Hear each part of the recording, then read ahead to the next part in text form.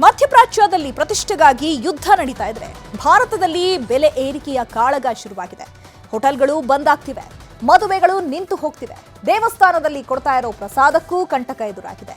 ಬೀಚಿಗಳು, ಆಟೋಗಳಿಗೂ ಸಮಸ್ಯೆ ಆಗ್ತಿದೆ. ರಾಜ್ಯದಲ್ಲಿ ಸಿಲಿಂಡರ್ ಅವಾಂತರಗಳೆಷ್ಟು ಅಂತ ತೋರಿಸ್ತೀವಿ ನೋಡಿ.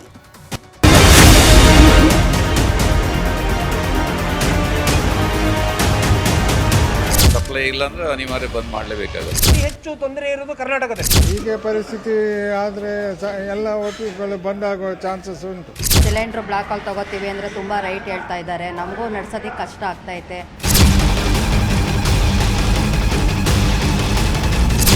ಗಲ್ಫ್ ರಾಷ್ಟ್ರಗಳ ಯುದ್ಧದ ಕಾರ್ಮೋಡ ದೇಶಾದ್ಯಂತ ಹಾಗೆ ರಾಜ್ಯಾದ್ಯಂತ ಆವರಿಸಿದೆ. ಹೋಟೆಲ್ಗಳಲ್ಲಿ ಮೆನು ಕಾರ್ಡ್ ಚಿಕ್ಕದಾಗಿದೆ, ಬಂಕ್ಗಳ ಮುಂದೆ ವಾಹನಗಳ ಕ್ಯೂ ದೊಡ್ಡದಾಗಿದೆ, ಏಜೆನ್ಸಿಗಳ ಮುಂದೆ ಜನರ ಕ್ಯೂ ಇದೆ. ಗ್ಯಾಸ್ ಪೂರೈಕೆಯಲ್ಲಿ ಅಭಾವ ಸೃಷ್ಟಿಯಾಗಿದ್ದರಿಂದ ರಾಜ್ಯದ 30% ಹೋಟೆಲ್ಗಳು ಬಂದಾಗುವ ಪರಿಸ್ಥಿತಿ ಬಂದೊದಗಿದೆ. ಅಧಿಕ ಗ್ಯಾಸ್ ಬಳಸಿ ಮಾಡುವ ತಿಂಡಿ ಊಟಕ್ಕೆ ಬ್ರೇಕ್ ಬಿದ್ದಿದೆ. ಪೂರಿ, ವಡೆ, ಬಜ್ಜಿ, ಬೋಂಡಾ ತಿಂಡಿಗಳು ಹೋಟೆಲ್ಗಳಲ್ಲಿ ಬೇಯ್ತಿಲ್ಲ. ಹಾಗೆ ಚೈನೀಸ್ ಫುಡ್, ಉತ್ತರ ಭಾರತದ ಊಟಕ್ಕೂ ಬ್ರೇಕ್ ಬಿದ್ದಿದೆ. ಗ್ಯಾಸ್ ಬಂದ್ ಮಾಡಿ ಸೌದೆ ಒಲೆ ಬಳಕೆ ಮಾಡಿ ಅಡುಗೆ ಮಾಡೋ ಸ್ಥಿತಿ ಎದುರಾಗಿದೆ. ಕೆಲ ಹೋಟೆಲ್ಗಳು ಸಪ್ಲೈಯರ್ ಸೇರಿದಂತೆ ಸಿಬ್ಬಂದಿಯನ್ನು ಕಟ್ ಮಾಡಿವೆ. ಹಾಗೆ ಹೋಟೆಲ್ನ ಸಿಟ್ಟಿಂಗ್ ಕೆಪಾಸಿಟಿಯನ್ನು ಇಳಿಸಲಾಗಿದೆ. ಅತಿ ಹೆಚ್ಚು ತೊಂದರೆ ಇರೋದು ಕರ್ನಾಟಕದಲ್ಲಿ. ಬೇರೆ ಯಾವ ರಾಜ್ಯದ ಇಷ್ಟು ತೊಂದರೆ ಇಲ್ಲ. ಯಾಕಂದ್ರೆ ತಮಿಳುನಾಡು ಒಳಗೆ 2 ಸಿಲಿಂಡರ್ 3 ಸಿಲಿಂಡರ್ ಕೊಡ್ತಾ ಇದ್ದಾರೆ. ಆದ್ರೆ ಕರ್ನಾಟಕದಲ್ಲೇ ಇದ್ದಕ್ಕಿದ್ದಾಗೆ ಕ್ಲೋಸ್ ಮಾಡಿದ್ದು ಕರ್ನಾಟಕದಲ್ಲಿ. ಇದು ಯಾಕಾಯ್ತು ಅಂತ ಗೊತ್ತಾಗ್ತಾ ಇಲ್ಲ. ಸಾಧಾರಣ 1 ತಾರೀಕು ಮಾರ್ಚ್ನಿಂದ ಈ ಪ್ರಾಬ್ಲಮ್ ಕ್ರಿಯೇಟ್ ಆಗಿದೆ. ಕಮರ್ಷಿಯಲ್ ಸಿಲಿಂಡರ್ ಪ್ರೊಡಕ್ಷನ್ನೇ ಮಾಡಬಾರದೆಂದು ಕೇಂದ್ರ ಸರ್ಕಾರ ಆಯಿಲ್ ಕಂಪನಿಗಳಿಗೆ ಸೂಚನೆ ಕೊಟ್ಟಿದೆ. ಇದರಿಂದ ನಮಗೆ ಸಪ್ಲೈ ಇಲ್ಲ. ಹೀಗೆ ಪರಿಸ್ಥಿತಿ ಆದರೆ ಎಲ್ಲ ಹೋಟೆಲ್ಗಳು ಬಂದ್ ಆಗೋ ಚಾನ್ಸಸ್ ಉಂಟು. ಸರ್, ನಮ್ಮಲ್ಲೂ ಕಸ್ಟಮರ್ ಎಲ್ಲ ತುಂಬಾ ಇದು ಮಾಡ್ತಾ ಇದ್ದಾರೆ. ಊಟಕ್ಕೆಲ್ಲ ಕೆಲವೊಂದೆಲ್ಲ ಮೆನು ಎಲ್ಲ ಕಟ್ ಮಾಡ್ತಾ ಇದ್ದೀವಿ. ಸಿಲಿಂಡರ್ ಬ್ಲಾಕ್ ಅಲ್ಲಿ ತಗೋತೀವಿ ಅಂದ್ರೆ ತುಂಬಾ ರೈಟ್ ಹೇಳ್ತಾ ಇದ್ದಾರೆ. ನಮಗೂ ನಡ್ಸೋದಕ್ಕೆ ಕಷ್ಟ ಆಗ್ತೈತೆ. ಏನ್ ಮಾಡೋದು ಅಂತ ಗೊತ್ತಾಗ್ತಾ ಇಲ್ಲ. ಕಸ್ಟಮರ್ ಎಲ್ಲ ಸ್ವಲ್ಪ ಬೇಜಾರು ಮಾಡ್ಕೊಂಡು ವಾಪಸ್ ಹೋಗ್ತಾ ಇದ್ದಾರೆ. ನಮ್ಮ ಏಜೆನ್ಸಿಗೆ ಫೋನ್ ಮಾಡುವಾಗ ಫೋನೇ ಎತ್ತಾ ಇಲ್ಲ. ಮುಂಚೆ ಮಾಮೂಲು ಹಾಕ್ತಿತ್ತು, ಅವರು ಫೋನೇ ಎತ್ತಾ ಇಲ್ಲ.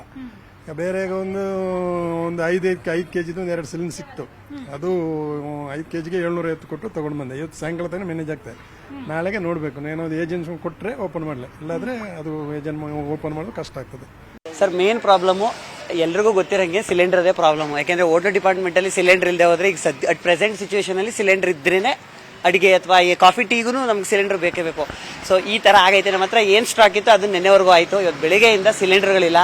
ಸೊ ಹಾಗಾಗಿ ಎಲ್ಲ ಸ್ಟಾಫ್ ಬಂದಿದ್ದಾರೆ. ಅವ್ರನ್ನ ಹಂಗೆ ಕಳಿಸ್ಬೇಕಲ್ಲ. ಈಗ ಅವ್ರ ಮನೇಲಿದ್ರು ನಾವು ಅದ್ರದ್ದು ಪೇಮೆಂಟ್ ಏನಿದೆ ಅದು ಕೊಡ್ಲೇಬೇಕು. ಬಟ್ ಬಂದಿರೋದ್ರಿಂದ ಕ್ಲೀನಿಂಗ್ ಅಂತ ಒಂದು ಪರ್ಪಸ್ ಮಾಡಿ ಮಾಡಿಸ್ತಾ ಇದೀವಿ. ತುಂಬಾ ಹಿಂಸೆ ಆಯ್ತೈತೆ. ಗ್ಯಾಸ್ ಪೂರೈಕೆಯಾಗದ ಹಿನ್ನೆಲೆಯಲ್ಲಿ ಬೆಂಗಳೂರಿನಲ್ಲಿ ಆಟೋ, ಕ್ಯಾಬ್ ಪ್ರಯಾಣವೂ ದುಸ್ತರವಾಗ್ತಿದೆ. ಗ್ಯಾಸ್ ತುಂಬಿಸಿಕೊಳ್ಳಲು ಬಂಕ್ಗಳ ಮುಂದೆ ವಾಹನಗಳು ಕ್ಯೂ ನಿಂತಿವೆ. ಒಂದು ಕಡೆ ಗ್ಯಾಸ್ ಸಿಕ್ತಿಲ್ಲ, ಇನ್ನೊಂದು ಕಡೆ ಗ್ಯಾಸ್ ಸಿಕ್ಕಿದ್ರೂ ಬೆಲೆ ಜಾಸ್ತಿ ಕೇಳುತ್ತಿದ್ದಾರೆ. ಆಟೋ, ಕಾರುಗಳ ಸಿಎನ್ಜಿ ದರ 1 ಕೆಜಿಗೆ ಈಗ 90 ರೂಪಾಯಿ ಆಗಿದೆ. ನಿನ್ನೆಯಿಂದ LPG ಗ್ಯಾಸ್ ಪೂರೈಕೆ ಆಗುತ್ತಿಲ್ಲ. ಜಾಸ್ತಿ ದುಡ್ಡು ಕೊಡ್ತೇವೆ ಅಂದ್ರೂ ಗ್ಯಾಸ್ ಸಿಗುತ್ತಿಲ್ಲ. ಬೆಂಗಳೂರಿನ ಕೆಲ ಗ್ಯಾಸ್ ಬಂಕ್ಗಳು ಬಂದಾಗಿವೆ. ಆಟೋ, ಕ್ಯಾಬ್ ನಂಬಿರುವ ಚಾಲಕರಿಗೆ ಸಂಕಷ್ಟ ಎದುರಾಗಿದೆ. ನಮಗೆ ಸ್ಟಾಕ್ ಬರ್ತಾ ಇಲ್ಲ ಸರ್.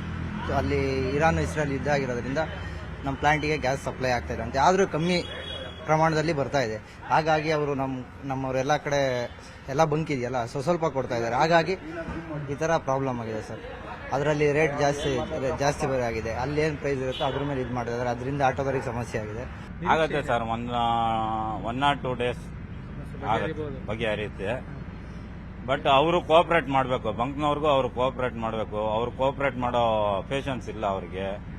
ನಾವೇನೋ ತಗೊಂಡು ಅವ್ರ ಮನೆ ಖರೀದಿ ಮಾಡಿರೋ ತರ ಅವರುಗಳು ಆಡ್ತಾರೆ. ದರಗಳು ನಿಗದಿ ಆಗಿರ್ಬೇಕಾದದ್ದು ಇಲ್ಲಿ ಇವ್ರು ನಮ್ಮನ್ನು ಲೂಟಿ ಮಾಡ್ತಾವ್ರೆ. ಚಾಲಕರುಗಳು ಗ್ರಾಹಕರುಗಳನ್ನ ಲೂಟಿ ಮಾಡ್ತಾವ್ರೆ. ಗ್ರಾಹಕರುಗಳು ನಮ್ಮನ್ನು ಲೂಟಿ ಮಾಡ್ಕೊಂಡು ನಮ್ಮ ಕಂಪ್ನಿಗಳಿಗೆ ಕೊಡ್ತಾ ಇದೀವಿ, ಅಷ್ಟೇ ವ್ಯತ್ಯಾಸ. ಈಗ ಇಂಥ ಬಂಕ್ಗಳು ಎನ್ಕ್ಯಾಶ್ ಮಾಡ್ಕೊಂಡು ಇವತ್ತು 85 ರೂಪಾಯಿ ಗ್ಯಾಸ್ ಮಾಡ್ಕೊಂಡು ಚಾಲಕರುಗಳನ್ನ ಲೂಟಿ ಮಾಡ್ತಿರೋದ್ರಿಂದ ಈಗ 10 ಜನದ ಒಗ್ಗಟ್ಟು ಏನು ಅಂತಕ್ಕಂಥದ್ದನ್ನ ಇಲ್ಲಿ ತೋರಿಸಿದ್ವಿ. ಹಾಗೆ ಸರ್ಕಾರಗಳು ಕೂಡ ಮಧ್ಯಸ್ಥಿಕೆಯನ್ನು ವಹಿಸಿಕೊಂಡು ಆದಷ್ಟು ದರ ನಿಗದಿಪಡಿಸೋದ್ರ ಬಗ್ಗೆ ಬಡವರನ್ನ ನೋಡ್ಬೇಕು ಅಂತೇಳಿ ನಾನು ಸರ್ಕಾರಕ್ಕೆ ಕಣ್ತರ್ ನೋಡ್ಬೇಕು. ಇನ್ನೇನ್ ಮಾಡೋದು ಹೇಳಿ, ಜೀವನ ಬಹಳ ಕಷ್ಟಕ್ಕೆ ಬಂದ್ಬಿಟ್ಟಿದೆ. ಕೆಲ್ಸಕ್ಕೆ ಹೋದ್ರೆ 15 ವಾಚ್ಮ್ಯಾನ್ ಕೆಲಸಕ್ಕೆ 12,000 ಸಂಬಳ ಕೊಡ್ತಾರೆ. ಹೆಂಗ್ ಮಾಡೋ ಜೀವನ? ಬಾಡಿಗೆ ಕಟ್ಟೋದು, ಮಕ್ಕಳು ಓದಿಸೋದು ಹೆಂಗ್ ಮಾಡೋದು? ಬೇಡ ಸರ್, ಜೀವನ ಬೆಂಗಳೂರು ಜೀವನ ಯಾವತ್ತೂ ಹಿಂಗೆ ಆಗಿರಲಿಲ್ಲ. ಈ ಸರಿ ಅಂತೂ ಬಹಳ ಅಧ್ವಾನ ಆಗ್ಬಿಟ್ಟಿದೆ, ಏನು ಅಂತಾನು ಗೊತ್ತಾಗ್ತಾ ಇಲ್ಲ. ಸುಮಾರು ಕಡೆ ಎಷ್ಟು 5-6 ಬ್ಲಾಕ್ ಎಲ್ಲ ಬಂದ್ ಆಗಲ್ಲ. ಹಿಂಗಾದ್ರೆ ಕಷ್ಟ ಆಯ್ತು. ಬೆಲೆ ಐತೆ, ಬೆಲೆನೂ ಜಾಸ್ತಿ ಆಯ್ತು. ಬೆಲೆ ಆದ್ರೂ ಆಗ್ಲಿ ಏನೋ ಹಾಕೊಂಡಾರ್ದು ಮನಗೋಗಿ ಸೇರ್ಕೊಳ್ಳೋಣ ಅಂದ್ರೆ ಹೋಗಕ್ಕೆ ಆತಲ್ಲ. ಗ್ಯಾಸೇ ಖಾಲಿ ಆಗೈತೆ ಅಲ್ಲೇ ನಿಂತಿದ್ದೀನಿ ಸುಮ್ಮನೆ ಅವಲಿಂದ. ಏನ್ ಮಾಡೋದು, ತುಂಬಾ ಕಷ್ಟ ಆಗುತ್ತೆ ಸರ್, ಬಹಳ ಕಷ್ಟ ಆಗುತ್ತೆ. ಯಾಕಂದ್ರೆ ಹಬ್ಬ ಬೇರೆ ಬರ್ತಾ ಇದೆ. ಏನ್ ಮಾಡೋಣ ಹೇಳಿ, ವರ್ಷಕ್ಕೊಂದು ನಮ್ಗೆ ಉಗಾದಿ ಹೊಸ ವರ್ಷ. ಈಗ ಏನ್ ಮಾಡೋದು, ಪಾಪ ಸಾಬ್ರಿಗೆ ರಂಜಾನ್ ಬರ್ತಾ ಇದೆ, ಅವ್ರ ಹೆಂಗೆ ಜೀವನ ಮಾಡೋದು? ನಿಜವಾಗ್ಲೂ ತುಂಬಾ ಕಷ್ಟ ಆಗುತ್ತೆ. ದಯವಿಟ್ಟು ಇದಕ್ಕೇನಾದ್ರು ನಮ್ಗೊಂದು ಸಹಾಯ ಮಾಡ್ಬೇಕಂತ ಕೇಳ್ಕೊಂತ ಇದ್ದೀನಿ.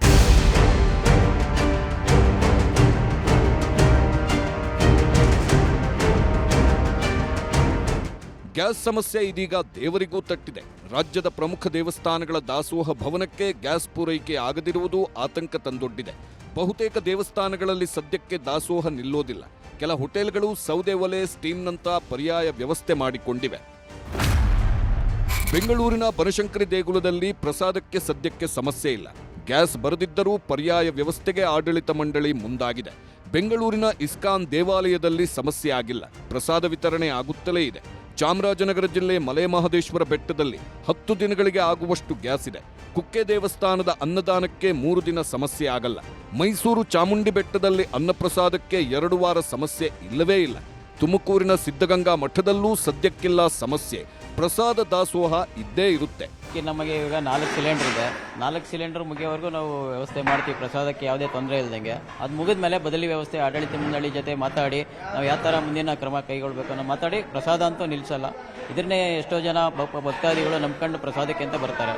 ಅವರಿಗೆ ತೊಂದರೆ ಆಗಬಾರ್ದು ಅಂತ ಕಡಿಮೆ ಪ್ರಮಾಣದಲ್ಲಾದರೂ ಕೊಟ್ಟು ನಾವು ವ್ಯವಸ್ಥೆ ಮಾಡ್ತೀವಿ. ಪ್ರಾಧಿಕಾರದಲ್ಲಿ ನಮಗೆ ಪ್ರಸಾದ ಮಾಡಲಿಕ್ಕೆ ಭಕ್ತಾದಿಗಳಿಗೆ ಯಾವುದೇ ರೀತಿಯ ಒಂದು ಅನಿಲದ ಗ್ಯಾಸ್ ಸಿಲಿಂಡರ್ಗಳ ತೊಂದರೆ ಇಲ್ಲ. ಈಗಾಗಲೇ ನಮಗೆ ಸುಮಾರು 150 ಅನಿಲ ಸಿಲಿಂಡರ್ಗಳು ನಾವು ಸ್ಟಾಕ್ ಇಟ್ಕೊಂಡಿದ್ದೀವಿ. ಇನ್ನ ತನಕ ಏನ್ ನೋಡಿಲ್ಲ, ಇನ್ನ ಏನಾಗತ್ತೆ ಗೊತ್ತಾಗತ್ತೆ ಆಮೇಲೆ. ಇನ್ನ ಏನಾಗಿಲ್ಲ. ನೀವು ಗ್ಯಾಸ್ ಅಲ್ಲಿ ಅಡಿಗೆ ಮಾಡ್ತೀರಾ? ಹಾ, ಗ್ಯಾಸ್ ನಲ್ಲಿ ಮಾಡ್ತೀವಿ. ಎಲ್ಲಿ? ಇಲ್ಲಿ ಕೆಳಗಡೆ ನಮ್ ಕಿಚನ್ ಇದೆಲ್ಲ ಅಲ್ಲಿ. ಏನ್ ತೊಂದರೆ ಇನ್ನ ಏನ್ ಬಂದಿಲ್ಲ. ಈ ಮಧ್ಯೆ ಸಿಲಿಂಡರ್ಗಳ ನಿರ್ವಹಣೆಗೆ ಮುಜರಾಯಿ ಇಲಾಖೆ ಆಯುಕ್ತರನ್ನ ನೇಮಿಸಿದೆ. ದೇವಸ್ಥಾನಗಳಲ್ಲಿ ಸಿಲಿಂಡರ್ಗಳ ಕೊರತೆ ಎದುರಾದರೆ ಆಯುಕ್ತರನ್ನ ಸಂಪರ್ಕಿಸಲು ಸೂಚಿಸಿದೆ. ಭಕ್ತರಿಗೆ ತೊಂದರೆ ಆಗದಂತೆ ನೋಡಿಕೊಳ್ಳಲು ಮುಜರಾಯಿ ಸಚಿವ ರಾಮಲಿಂಗಾರೆಡ್ಡಿ ಸೂಚನೆ ನೀಡಿದ್ದಾರೆ. ನಮ್ಮ ಕಮಿಷನರ್ಗೆ ಮಾತಾಡಿ ಸ್ವಲ್ಪ ಸಂಬಂಧಪಟ್ಟವ್ರ ಹತ್ರ ಮಾತಾಡಿ ಏನೋ ತೊಂದರೆ ಆಗದ ರೀತಿ ಅಂತ ನೋಡ್ಕೊಳ್ಳಿ ಅಂತ ಹೇಳಿದ್ದೀನಿ. ಹಿಂದೆ ಎಲ್ಲ ಕಟ್ಟಿಗೆ ಉಪಯೋಗಿಸ್ತಾ ಇದ್ರು, ಈಗೆಲ್ಲ ಕಟ್ಟಿಗೆ ಎಲ್ಲ ಹೋಯ್ತು, ಭಾಳ ದಿನ ಆಯ್ತಲ್ಲ. ಸ್ವಲ್ಪ ಯಾಕಂದರೆ ಅಲ್ಲಿ ಹೋಗಂಥ ಭಕ್ತಾದಿಗಳಿಗೆ ದೇವರ ದರ್ಶನ ಮಾಡಿ ಪ್ರಸಾದ ತಗೊಂಡ್ರೆ ಮಾತ್ರ ಸಮಾಧಾನ ಆಗೋದು. ಅದ್ರ ಬಗ್ಗೆ ಸ್ವಲ್ಪ ಎಚ್ಚರ ವಹಿಸಿ ಅಂತ ಹೇಳಿದ್ರು.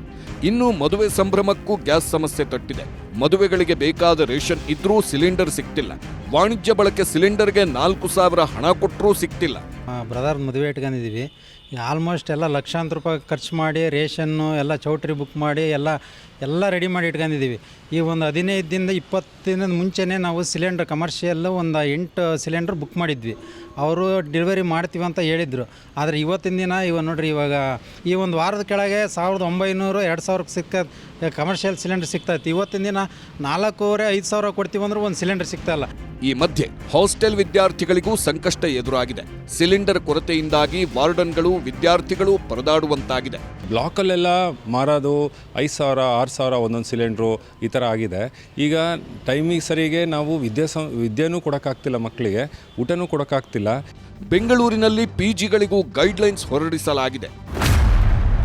ಬೆಂಗಳೂರಿನ ಪಿಜಿಗಳಲ್ಲಿ 2 ಹೊತ್ತು ಮಾತ್ರ ಊಟ ಸಿಗಲಿದೆ.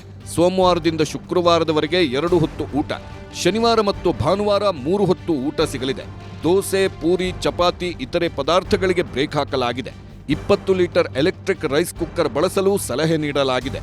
ಇನ್ನು ಗ್ಯಾಸ್ ಅಭಾವದ ಸಮಸ್ಯೆ ಆಸ್ಪತ್ರೆಗಳನ್ನು ಕಾಡಿದೆ. ಬೆಂಗಳೂರಿನ ವಿಕ್ಟೋರಿಯಾ ಆಸ್ಪತ್ರೆಯ ಕ್ಯಾಂಟೀನ್ಗೆ ಗ್ಯಾಸ್ ಪೂರೈಕೆಯಲ್ಲಿ ವ್ಯತ್ಯಯವಾಗಿದೆ. ಇದರ ನೇರ ಪರಿಣಾಮ ರೋಗಿಗಳ ಮೇಲೆ ಬಿದ್ದಿದೆ. ಪೂರಿ, ದೋಸೆ ಕಟ್ ಮಾಡಲಾಗಿದೆ. Bureau report, news 18.